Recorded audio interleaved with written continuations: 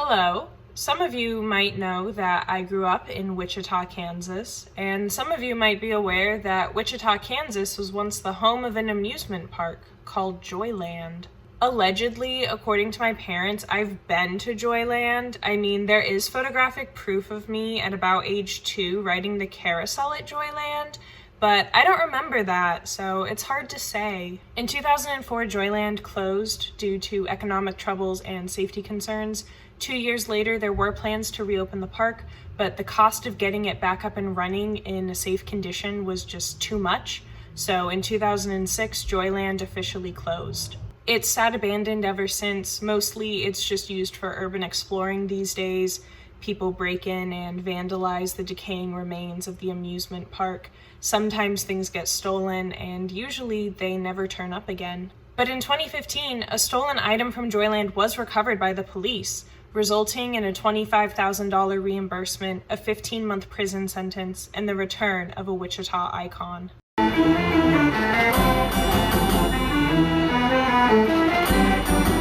In 1915, W.P. Brown of Coffeyville, Kansas purchased a Wurlitzer-style 160 organ. The military band organ had been built around 1905 and contained 486 brass and wood pipes and 2 perforated music rolls, producing the sound of a 25-member military band. Brown owned and operated the Silurian Springs Bathhouse, which had a roller rink. The organ would reside at the roller rink until the 1930s, when it was put into storage. Over the years, the organ became heavily water damaged, and some of the brass parts were stripped off during the World War II scrap metal drives. In 1948, the organ was purchased by Jess Gibbs of Parsons, Kansas, who painstakingly worked to restore the organ. In 1950, Gibbs sold the organ to the Ottaway family, who owned and operated Joyland Amusement Park in Wichita, Kansas. Soon after the organ was installed at Joyland, an animatronic clown was sat before it and would play the organ. This was Louie the Clown. Louie and the Mighty Wurlitzer were staples of the Joyland experience, providing the music that resonated throughout the entire park. At the time of Joyland's closure in 2006, it housed one of only 2 mammoth model organs still in existence. After the park's closure, the organ just sat abandoned, but according to a written contract, in 2010, a man by the name of Damian Mayes was in the process of buying the organ from Margaret Nelson for $39,000. In the early 1970s, the Ottaway family had sold Joyland to Stanley and Margaret Nelson, so at the time of the park's closure, Nelson was an owner of the park. But the organ is only one of a few accounted for pieces from Joyland following its closure. Various signs and set pieces from around the park were taken over the years, some decayed past the point of recognition, and some were destroyed over time by people who broke into the abandoned park. But one part of Joyland that was unaccounted for soon after the park's closure was Louie the Clown.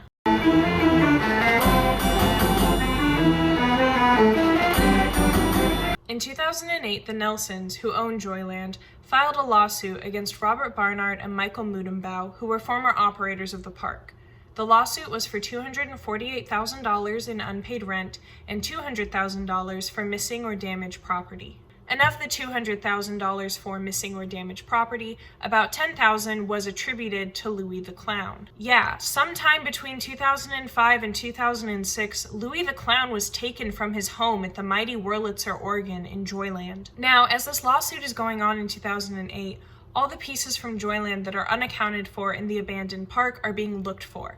So the search for Louie the Clown is officially on. There have been a few alleged Louie sightings between the closure of the park and the lawsuit, but it was difficult to determine if these were of the original or replicas, and a lot of the tips received as to the clown's location ended up being dead ends. But at the time of the lawsuit, the main suspect in the taking of Louie the Clown was the man who in 2010 would go on to purchase the Wurlitzer organ, Damian Mayes. You might wonder why Mayes was a suspect in this. Well, the police received an anonymous tip that Louie was in his possession, and the police did a search of Mayes' house. They found pictures of Louie, but not the animatronic clown himself. Now, in most instances, having pictures of a missing animatronic in your house when police are searching your house for said missing animatronic might seem like pretty damning evidence, but not for Damian Mayes, because Damian Mayes had worked at Joyland, and Louie the Clown had been in his house before.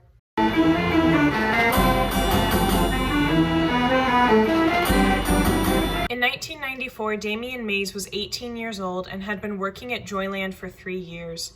When he first applied for the job, it was as a ride operator, but Mayes said that he had always liked the organ at Joyland and had plans to be an organ major once he attended college. Mayes put a lot of TLC into his repair work. He would fashion new pipes for the organ and contact local craftsmen about having custom pieces made for repairs. 1994 was Joyland's 53rd operating season, and Louie the Clown was in need of some repairs, and Damian Mayes was more than happy to take on the challenge of repairing him. He replaced the mechanisms in Louie's hands so that the motion was more fluid, he repainted the clown's face, and he cleaned out the inside of the animatronic, which over the years had become full of bugs and cottonwood seeds. Mayes even said that Louie would be scaring the kids even more this summer, because he's a lot more lifelike. Mayes would bring the clown home with him during Joyland's off-season and continue to work on repairs, giving Louie a new paint job or adding pieces to his whimsical attire.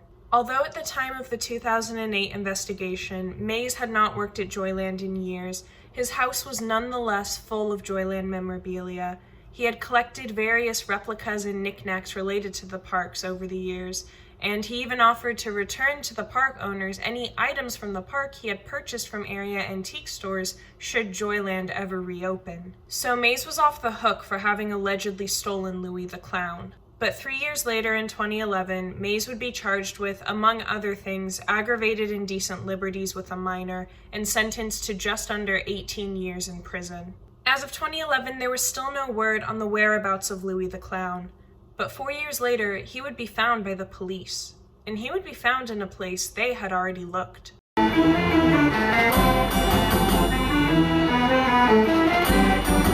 In January 2015, Detective Matt Lang of the Wichita Police Department received an anonymous call from an individual claiming to have information about the whereabouts of Louie the Clown. The individual had been looking into the disappearance and was able to provide police with credible information leading them to the whereabouts of Louie. On February 17, 2015, Wichita police searched the home of Damian Mayes.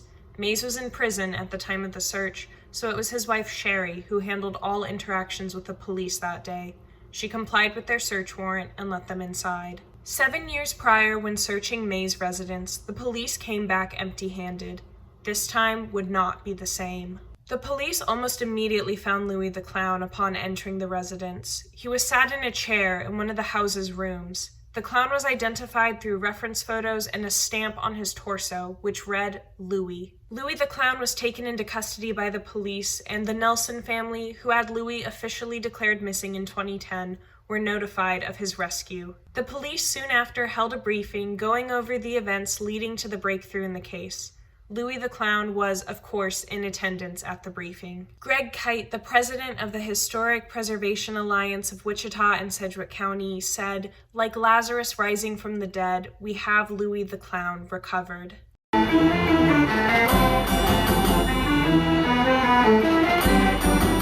So, initially, Mayes was not charged with any crime related to the taking of Louie the Clown. In 2016, a whole year after Louie was found, a civil breach of contract lawsuit was filed by Nelson against Mayes.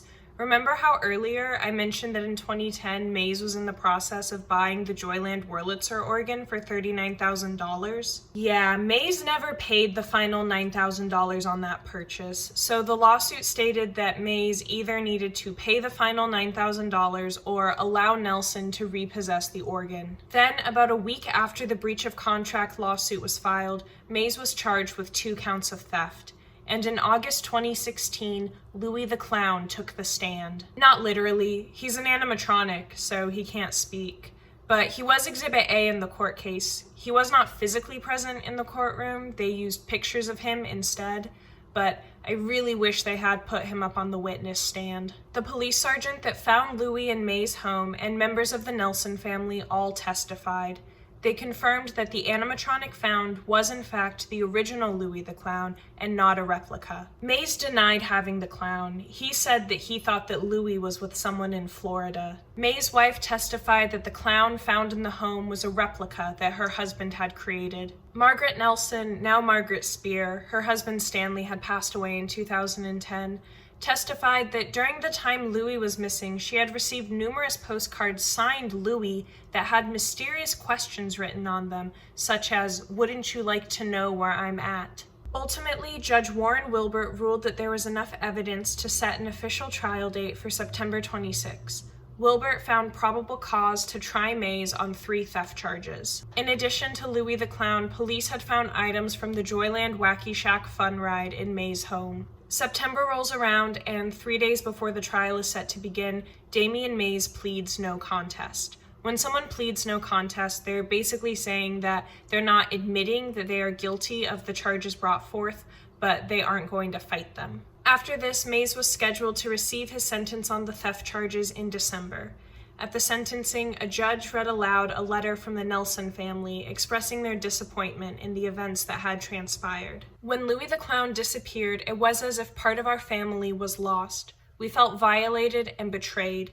Damian had worked for us. He was someone we had trusted, and this is how he repaid us for our kindness." Damian Mayes was sentenced to 15 months in prison. District Judge Kevin O'Connor ordered that the sentence run concurrent with the sentence Mayes was already serving for sex crimes. Mayes will be eligible for parole in 2028. The theft lawsuit ended in 2016 with the sentencing of Mayes, but the breach of contract lawsuit involving the Wurlitzer organ did not end until 2020.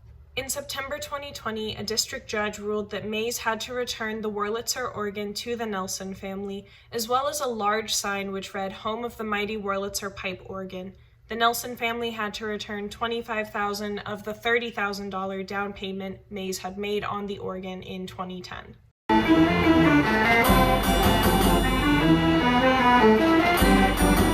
Roger Nelson, of the Nelson family that had owned Joyland since the 1970s, is currently in possession of Louie the Clown. Nelson says that Louie is safe in storage in one of his buildings. I personally think that's a shame. Louie should be on display somewhere. He was built to entertain the masses. I don't understand why he couldn't be on display at a historical museum in Wichita. I get the hesitancy to put him someplace the public could get to him, since he was kidnapped and everything. I imagine he's sad being locked up in storage somewhere.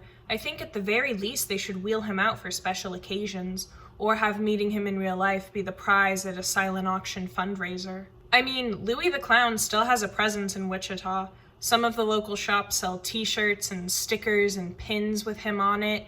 One of the local donut shops even has a Louie the Clown inspired donut. To be fair, a lot of these artist renditions tone down how creepy he looks.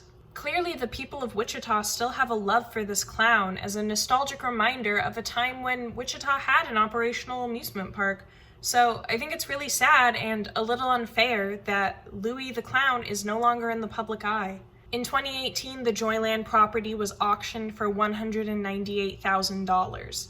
Initially, the buyer was anonymous, but eventually it was revealed to be Gregory and Tina Doonigan, who own a tent rental business for outdoor occasions. They haven't really done anything with the land yet. There's been talk of the land being used as space for events like weddings and parties, or even traveling carnivals. The heavily wooded area along the south side of the park has been proposed for a paintball range. But getting Joyland to be, well, anything at this point is going to take a lot of effort. All of the old rides and buildings have just sat there deteriorating for more than 15 years. In 2018, a fire destroyed a lot of the property. The whole thing is honestly just one giant safety hazard at this point. There have been various online petitions and movements to try and restore Joyland to its former glory over the years. A group called Restore Hope Inc. had plans of purchasing the land and fixing up the park back in 2014, but the nonprofit folded after raising just under $10,500. The future of Joyland is uncertain, much like the future of Louie the Clown. Both are relics of the past that are well remembered by those who grew up in Wichita. Both stand as defunct icons of the city. Although Louie the Clown was found 6 years ago, he is still not accessible to the public. His absence from the public eye makes it so that in many ways he is still a missing icon of Joyland. For the people of Wichita, Louie the Clown was rescued in name only. Until he is able to terrify and delight citizens once more, for all intents and purposes, he is still a lost clown.